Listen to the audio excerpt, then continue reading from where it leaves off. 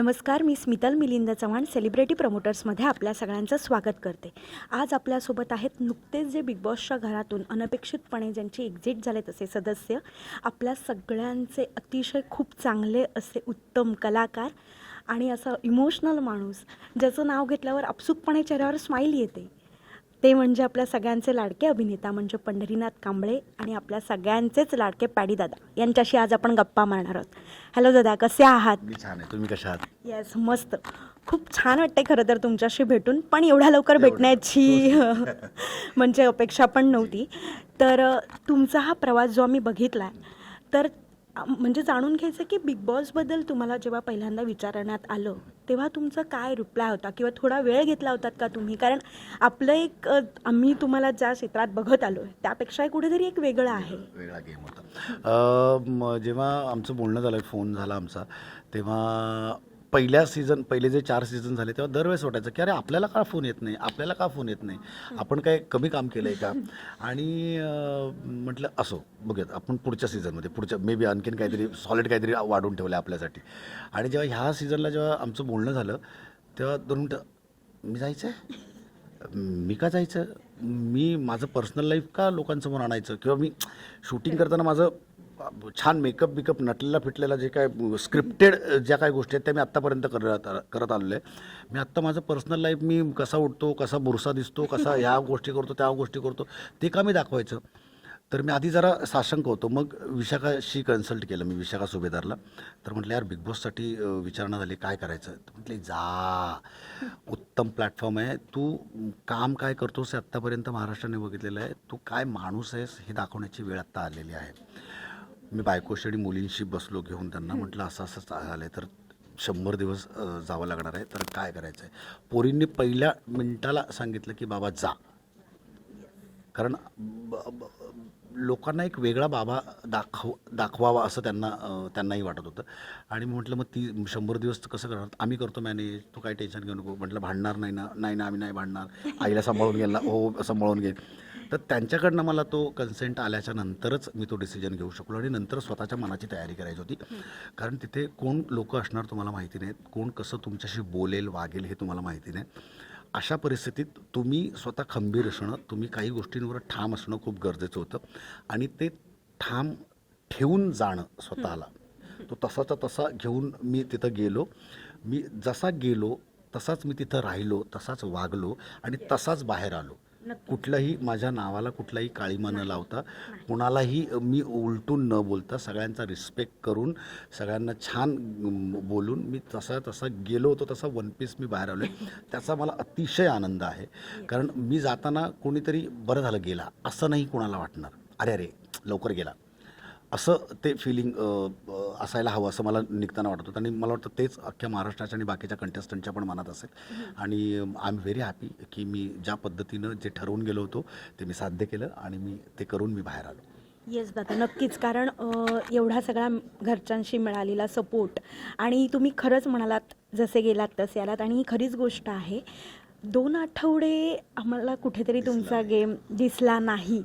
तर त्यावेळी काय असं मनात होतं का की बाबा कसं आहे, आपण जेव्हा एखादी भूमिका तुम्ही करत आहात तेव्हा आपल्याला माहिती असतं की कॅमेरा समोर आहे आणि त्यासमोर आपण करतोय, पण आता जेव्हा घरात गेल्यावर चारही साईडनं चालू सगळं ऑन, जे काय ते ऑन, त्यामुळे कुठे दडपणात होतात की काही विचार करत होतात ते 2 आठवडे? कॅमेरांची भीती नव्हती किंवा त्याचं दडपण नव्हतं. फक्त टेन्शन हे होतं की जरा माणसं कशी आहेत, कोण आहेत, काय वागतायत, कोण ते चाचपडणं चाललं होतं. मग ते करत असताना म्हणजे ऑफकोर्स वेळ निघून जात होता, कारण तिथला प्रत्येक क्षण खूप महत्त्वाचा होता. आणि प्रत्येक क्षणाला तुम्ही काय बोलता, काय वागता ते खूप महत्त्वाचं होतं. माझा आठवडा त्यात गेला आणि त्या पहिल्याच आठवड्यात मला म्हणलं गेलं की प्रेक्षक आलेत म्हणून. तर प्रेक्षक, तर मला ते खूप लागलं, जिवारी लागलं जरा. प्रेक्षक म्हणून बसलेत, पॅडी भाऊ असे बघू नका, एकदा आरशात जाऊन स्वतःला बघा आणि स्वतःला हा लूक द्या वगैरे वगैरे ते बोलले. तर मला खूप हर्ट झालं होतं तेव्हा ते. पण मी बऱ्याच गोष्टी मी खूप पॉझिटिव्हली घेणारा माणूस आहे. जरी कोणी मला काही गोष्टी सांगितल्या किंवा त्या मी त्याच्याबद्दल मी राग मनात न ठेवता ही गोष्ट परत होता कामा नाही आपल्याकडनं, ह्या गोष्टींचा विचार करणारा माणूस आहे. मग त्याच्यानंतर विचार केला की अरे आपल्याला काय करता येईल, मग काय करायला हवं, लोक काय करतायत, कसं होतं आहे, ओके आपण काही गोष्टींबद्दल आपण बोलणं गरजेचं आहे. आणि माझ्या सुदैवाने आणि निक्कीच्या दुर्दैवाने तिचा जो कंटेनर तिथे राहिला होता. त्याच्यावर म्हटलं रे तुम्ही एवढं सगळं स्वच्छता स्वतः सांगता तर हे कंटेनर जरा प्लीज नेऊन ठेवा ना. तो हॉलमध्ये पडला ती जागा नाही आहे ती सिटिंगची जागा आहे. 16-18 लोक आम्ही तिथे होतो. तिथे बसण्याची जागा आहे. तो कोणी बसत नाही. अरे ते बाजूला काढलं तर बसणार ना तुम्ही.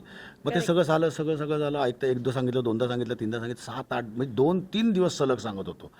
म्हटलं मी तर ते उचलून ठेवणार नाही कारण ते माझं काम नाही. ते तुझ्या प्रॉपर्टी ते तू नेऊन ठेव.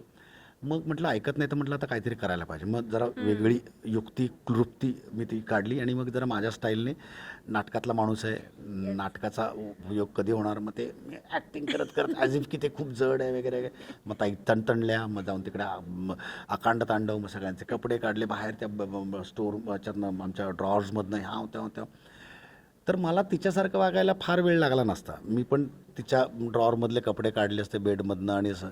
पण माझ्यावर काहीतरी संस्कार झालेले आहेत. मी अशा पद्धतीने जर एखाद्या मुलीच्या ड्रॉवर मी उघडले असते ते बरं दिसलं नसतं. तर मी माझ्या पद्धतीनं तिच्या कंटेनरला मी काही कपडे पण काढले नव्हते. फक्त ते नुसतं उचलून आणायचा प्रयत्न. माझ्या कंटेनरला हात कशा लावला, ह्याव काय त्याव काय. मग तिथून मला कळलं की बॉस ओके ह्यांना अद्दल घडवायची असेल तर ह्या गोष्टी करायला लागतील. मग त्याच्यानंतर काही गोष्टी प्रिकॉशन घेत कुठल्या चुकीच्या गोष्टींसाठी म्हणजे मग अरबाजसोबत भांडण असेल, वैभवसोबत भांडण असेल, आमच्या त्या बेबी करन्सीवरनं रात्री त्यांनी आमच्यावर हमला केला होता अभिजित आणि याच्यावर. मग मी अभिजितच्या बाजूला उभं राहिलो फला. मग हळूहळू त्यांचा गेमही कळत गेला. टास्कमधले लूपहोल ते कसे चुकीच्या पद्धतीनं खेळतात. ओके असं खेळतात. मग आपणही जास्त चुका न करता चुकीच्या पद्धतीनं खेळायचं असं ते गेम आणि आमची विचारसरणी आणि त्यांचा गेम असं बघत ते सगळं बॅलन्स करत मग नंतर खेळायला लागलो. आणि मग काय तुम्हाला एकदा लाईन मिळाली, एकदा धागा सापडला की मग तुम्ही तो ओढत मस्त खेळता. येस नक्कीच. कुठेतरी टीम ए आणि टीम बी हे झालंच होतं. पण आम्हाला तुम्ही सतत अगदी इकडे जाताय तिकडे जाताय टीम बी. येस टीम बी जे होतं ते, कारण आपल्या टीम बी मधले काही सदस्य दिसत होते बातचीत करताना. तर त्याच्याबद्दल तुम्ही काय सांगाल? नाही नक्कीच. ते ना तुम्ही बाहेरच्या तुम्ही कसे असता इंडिव्हिज्युअल माणूस म्हणून, पर्सनॅलिटी म्हणून ते शो करतं. ते जे माझ्या आणि अंकिताच्या बाबतीत कधीच झालं नाही. आम्ही आमच्या ग्रुपसोबत आम्ही धरून राहिलो. आम्ही आमच्या गोष्टींवर ठाम राहिलो. बाकी अभिजित असेल किंवा धनंजय असेल ते उठबस करायचे. आता त्यांच्यात काय बोलणं होत असेल ते देवास ठाऊक, त्यांना माहिती. आणि बिग बॉसना जे टेलिकास्ट होईल तेव्हा ते कळेल किंवा मी आता बघेन तेव्हा मी कळेल मला. पण त्या लोकांनी सगळ्या दगडांवर पाय ठेवायचा प्रयत्न केला. तर अशा पद्धतीनं तुम्ही म्हणजे गेममध्ये सर्वाईव्ह व्हाल. बाहेरच्या जगात नाही तुम्हाला तसं करता येणार. कारण तुम्ही तुमचा मार्ग जर सोडलात, तुम्ही ज्या मार्गावर तुम्ही चालण्यासाठी तुम्ही बांधिलात आणि तुम्ही सोडलात की मग तुमच्या डेस्टिनेशन्स चुकतात. तुमचं जे सरळ डेस्टिनेशन आहे, तुम्हाला चर्चगेटला जायचं असतं. तुम्ही जर अंधेरीत उतरलात तर मग तुम्ही फिरत कधी समुद्रात जाल आणि कधी त्या समुद्रात जाऊन बुडाल, तुम्हाला लक्षात पण येणार नाही. तुम्ही एकमार्गी असणं खूप गरजेचं आहे. हां, थोडंसं इकडे तिकडं तुम्ही हात धरून एकमेकांचे चालणं, पण ते किती तुम्ही तुमच्या लोकांना विश्वासात घेऊन नाही जात. तुम्ही लोकांना सांगून की बाबा मी त्यांच्यात चाललो आहे, मी तिकडे बोलणार आहे. आम्ही ना मग हाफ हार्टेड झालो त्या माणसांबद्दल. अरे हे इकडे पण बोलतो तिकडे पण बोलतो, कधीही आम्हाला धोका देऊ शकतो असा माणूस. पण मी तेव्हा अभिजितला सांगितलं होतं, म्हटलं ज्या क्षणी वाटेल की तू तिकडच्या कोणामुळे आमच्या इकडच्या आपल्या ग्रुपमधल्या लोकांना नॉमिनेट करतोयस, त्या क्षणी आपला विषय संपला फुल्ली असं जाणवलं. आणि तो आत्ता ह्या आठवड्यात ते होणार होतं, पण त्याच्या अगोदरच त्याच्या सुदैवाने मी बाहेर आलो. नाही तर त्याला वेगळा पॅडी कांबळे काय असतो तो बघायला मिळाला असता कदाचित. येस नक्कीच. कुठेतरी असं आहे की तुम्ही जेव्हा बाहेर आलात तर कुठेतरी अशी चर्चा होते की ॲज कम्पेअर टू जेव्हा तुम्ही गेम खूप छान खेळत होता, तर ती टॅक्समध्ये पण आम्ही बघितलं आहे, तर आपल्या वर्षाताई तर त्या कुठेतरी आम्हाला गेममध्ये तुमच्यापेक्षा कम्पॅरेटिव्हली आपल्या सगळ्या प्रेक्षकांचंही तसंही म्हणणं आहे की कमी होत्या. आणि पण तुम्हाला काय वाटतं की वर्षाताईंचा गेम कसा आहे, कसा चालला आहे, किंवा त्या ज्या पद्धतीने बोलत असतात साहजिक आहे, खूप छान वाटत असतं ते, पण एका पॉईंटनंतर ते खोटं आहे का, किंवा काय वाटतं तुम्हाला त्याबद्दल? वर्षाताईंचा गेम हा शाब्दिक गेम आहे. ते फक्त बोलतात, त्या फक्त स्पष्ट बोलतात, शुद्ध बोलतात आणि त्या स्वच्छ बोलतात. त्यांची वाणी म्हणजे एकदम खूपच कमाल वाणी आहे, म्हणजे जी हार्डली काही लोकांना जमते. त्यात म्हणजे मी त्यांचं कॉम्प्लिमेंट करतो. एक तुम्हाला टोमणा वाटेल कदाचित, वर्षाताईंना पण टोमणा वाटला असता, कारण त्यांना माझं प्रत्येक बोलणं टोमण्यासारखं किंवा सार्कॅस्टिक वाटलं होतं. पण ते सगळ्यांनाच जमत नाही. पण ते सातत्याने सतत पण नसावं, कधी तुम्ही नॉर्मल पण बोलावं अशी एक साधारण अपेक्षा असते. आणि गेमबद्दल बोलाल तर असं तिकडे असं कुणाच्या ताकदीबद्दल किंवा वयाबद्दल बोलू नये. पण कम्पॅरेटिव्हली आता बायका पण काही कमी नाहीत, म्हणजे मी असं बोलतो याचा अर्थ बायकांना कमी लेखतो असं नाही, पण एक साधारण वय झालेलं असल्याच्यानंतर एका तरुण मुलीची लागणारी ताकद आणि एका 50शीतल्या बाईची लागणारी ताकद याच्यामध्ये थोडीशी तफावत आहे, त्याच्यात अंतर आहे. म्हणजे तिची ताकद डेफिनेटली जास्त लागणार. ती अंकिताने तसं तिथे दिसली त्या लगोरीच्या टास्कमध्ये, पण त्यांनी पण कमाल झुंज दिली होती आणि शेवटी तो टास्क ड्रॉ केला होता. थोड्याशा 19-20 होत्या, प्रयत्न त्यांचे 100% असायचे, जसं तो घोरपडीचा टास्क होता. म्हणजे कुणाच्याही डोक्यात हे उदाहरण आलं नसतं की मी घोरपडीसारखी त्या जमिनीवर पडले आणि मी हे धरून ठेवलं आणि असं तसं. पण त्या जेव्हा खेळायच्या तेव्हा उत्तम खेळायच्या, पण थोडा शो ऑफ होता त्यांच्या गेममध्ये, असं मला वाटतं की मी कसं करते, मी कसं बोलते आणि मी कशी आहे आणि मी असं असं त्यांचं ते असायचं.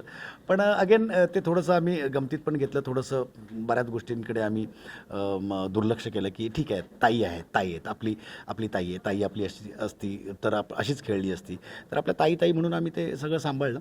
काही गोष्टी खटकत होत्या त्या आम्ही तेव्हा तेव्हा बोललो त्यांना, पण तो आप ठेवून बोललो. म्हणजे म्हणजे माझ्या समवयीन एखाद्या सदस्याला बोलणं आणि ताईसोबत बोलणं याच्यामध्ये डेफिनेटली मला कळायला पाहिजे की ह्या सिनियर आहेत आपल्या आणि यांच्याशी बोलताना मला शब्द आणि सूर काय ठेवायला पाहिजे, जो मला बाकीच्यांसोबत बोलताना मी करतो तसा नाही. तर तो आप ठेवून आम्ही ताईंशी त्यांना त्यांच्या खेळाबद्दल, त्यांच्या वागण्याबद्दल, त्यांच्या चुकांबद्दल तेव्हा तेव्हा आम्ही त्यांना बोललो. आणि तरी पण त्यांना काही काही माझ्याकडनं जायचे सार्कॅस्टिक बोलणं किंवा टोमणे. कधी सुरुवातीला अगोदर त्यांना कळलं नाही, नंतर त्यांना कळायला लागलं होतं की हा तो टोमणे मारतो. पण ते गमतीचा भाग होता सगळा. येस. आणि तुम्ही एकदा म्हणजे गमतीने असं नाही, मला फळं द्या, मला फळं द्या. सर्वांना तुमच्याकडून खरंच एकदा ते त्या सिच्युएशनला तुम्ही काय कारण रिॲक्ट तिथे ना ती रागातली रिॲक्शन होती खरं तर. कारण अरे तुम्ही तिकडे बसून त्या पिकनिक स्पॉटवर फळंच खात नुसती, तुमच्यात काय हे धमक आहे. म्हटलं हो हो हो, मला फळं आवडतात, मला फळं द्या, असं मी ते रागाने म्हटलं होतं. पण त्याचे मेम्स झाले आणि मग त्याच्या माझ्या PR च्या टीमने त्याचं छान टी शर्ट करून पाठवलं आणि मला ते बघितल्याबरोबर हसू आलं होतं. म्हटलं क्या बात आहे, या छोट्या छोट्या गोष्टी किती बाहेर अंडरलाईन झालेल्या आहेत आणि त्या नोटीस झालेल्या आहेत, तर त्याचं कौतुक होतं. आणि माझ्या त्या भाषेत मी सगळ्यांना बोलत होतो. करेक्ट. आणि जसं की आता निक्कीबद्दल, बाई हा काय प्रकार, हे जे काय खरंच काय प्रकार वाटतो तुम्हाला तो निक्की? तो अपप्रकार होता असं मला वाटतं. बाई म्हणजे ती जेव्हा म्हणायची बाई हा काय प्रकार, तेव्हा आम्ही म्हणायचो मनातल्या मनात हा अपप्रकार आहे, हा चुकीचा प्रकार आहे. असं नसतं खरं तर. खूप आव आणून सगळ्या गोष्टी एक्झॅजरेट करून बोलणं, सतत TV वर बोलणं, म्हणजे कॅमेराला धरून बोलणं, तर ते मला असं प्रश्न पडायचा का सगळंच तुझं दाखवतील, थोडं तरी आमचं दाखवतील कधीतरी, काहीतरी घरातले सदस्य, तर ते सतत कॅमेरा धरून बोलणं आणि सगळं. आणि तो खोटा बुरखा होता तो. आणि तो हळूहळू आता तो उतरत चालला आहे. जसं तुम्हाला लक्षात येतं आहे की बाकीच्या लोकांशी कसं बोलणं, गोड गोड बोलणं, सूरजला सोबत घेऊन बसणं, त्याचं जरा आपुलकी असं दाखवणं. ही बाई सूरजला नंतर बघणार पण नाही त्याच्याकडे, म्हणजे एवढं तर मी अगदी लिहून देऊ शकतो एवढी. तर ते सगळे खोटे लोक होते काही, म्हणजे काही लोक त्यात खूप छान खरे होते. बरोबर.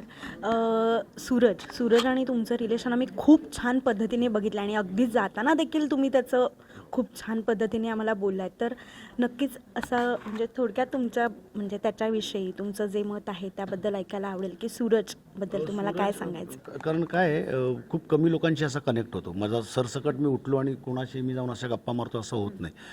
एक साधारण बोलतो आपण, अंदाज घेतो आणि बघते. पण त्या पोराची मी बघितलेला तो रील्समधला बघितलेला सूरज चव्हाण आणि मी ॲक्च्युअलमध्ये बघितलेला सूरज चव्हाण, तर त्याचं बोलणं, त्याचा बॅकड्रॉप, तो कुठून आला आहे, त्याची जडणघडण, तो लहानाचा मोठा कसा झाला, हे सगळं ऐकल्याच्यानंतर अरे हा वेगळा आहे माणूस. म्हटलं ह्याला आपण ह्याच्याबद्दल आणखीन जाणून घ्यायला पाहिजे. आणि मग बोलता कुठे न ठरवता काही कुठलेही काय म्हणतो आपण खोटेपणा न आणता तो ना आपसूक गोष्टी आवडत गेल्या त्याच्या. अरे हो का, बरं मग आणखीन जाणून घे. मग त्याला काही गोष्टी कळत नाहीत, समजत नाहीत, त्या गोष्टी समजून सांग. कारण तू आता तुझ्या गावाकडे नाही आहेस, आता वेगळ्या प्लॅटफॉर्मवर आहेस, अख्खं जग बघतंय तुला. मग काही गोष्टींनी तू स्वतःला प्रेझेंट करणं किंवा त्याला आम्हाला प्रेझेंट करणं ही कुठेतरी आमची काळजी होती ती, की आम्ही काळजीपोटी त्याला ते सांगत होतो की ह्या अशा गोष्टी कर, तशा गोष्टी कर. तर तो काही गोष्टी करत होता, काही गोष्टी शिकत होता, काही गोष्टी शिकलाय, काही गोष्टी ह्याच्या पुढे शिकेल. आणि जोवर आम्ही, जसं मी तिकडेही सांगितलेलं आहे, तर जोवर तो आहे, जोवर मी आहे, तोवर आम्ही एकमेकांसाठी असणार आहे. आणि त्याने कधीही हाक मारावी पॅडी दादाला किंवा हाक मारायची वेळच येणार नाही, तोवरच मी त्याच्या तिथे पोचलेला असेल. घरात तुमचे अनेक मित्र झाले, पण सगळ्यात छान ज्याच्याशी तुम्ही बोलत होतात ते म्हणजे बिग बॉस. बिग बॉसचा जेव्हा आवाज यायचा तेव्हा तुम्ही त्यांच्याशी बोलायचा, तर ते कसं वाटायचं नाही, तुम्हाला? खूप कमाल फील होतं की म्हणजे तेव्हा मला असं वाटायचं की मी बिग बॉसचा लाडका आहे आणि मला बिग बॉस खूप जवळून ओळखतात. पंढरीनाथ तुम्हाला तर माहीतच आहे, तुम्ही जे आणि काय काय गोष्टी ते 27% वगैरे विषय त्यांनी काढला होता. तर मला असं वाटायचं की अरे आपला खूप जवळचा मित्र आपल्याशी बोलतो, एक वडीलधारा एक बोलतो आणि खूप कन्फेशन रूममध्ये पण काही गोष्टी जेव्हा सांगायच्या तेव्हा खूप इमोशनल व्हायचं, कारण बरोबर ते मुद्दे सांगायचे जे आपल्याला पटकन टच होतात ते. आणि त्या गोष्टींनी खूप मजा यायची की मला असं जरा माज यायचं, माझ्या अंगावर 2 अंगळ मास यायचं की बॉस तुमच्यापेक्षा मला बिग बॉस जास्त ओळखतात आणि माझ्याशी जास्त 1 to 1 कनेक्ट आहे. सो तो खूपच आनंद देणारे क्षण होते ते. येस, नक्कीच. तुमच्या मते आपले टॉप 3 कोण आहेत असं तुम्हाला सांगायला आवडेल? मला आत्ता टॉप 3मध्ये 1 नंबरला सूरज वाटतोय, 2 नंबरला अंकिता वाटते आणि जर टॉप 3 द्यायचाच असेल तर अभिजितला असेल. येस, जाता जाता आपल्या रसिक प्रेक्षकांना तुम्ही काय सांगाल? इतकी वर्ष झाली तुम्ही सगळी मंडळी खूप प्रेम करताय माझ्या कामांवर. बिग बॉसमध्ये असताना पण सगळ्यांनी खूप प्रेम केलं आहे मला. बाहेर आल्याच्या नंतर मी ज्या काही कमेंट्स वाचल्यात किंवा ज्या काही रिॲक्शन्स वाचल्यात त्याच्यावरनं लक्षात येते तुमच्या मंडळींचं खूप प्रेम आहे. यापुढे पण मी वेगवेगळ्या रूपातनं तुमच्या भेटीला येईन. त्या कामांवर पण माझं असंच प्रेम करा आणि कायम सोबत राहत, कारण तुमच्या सोबतीशिवाय काहीच शक्य नाही. येस दादा, तुमच्या पुढील वाटचालीसाठी खूप साऱ्या शुभेच्छा. Thank you so much. थँक्यू.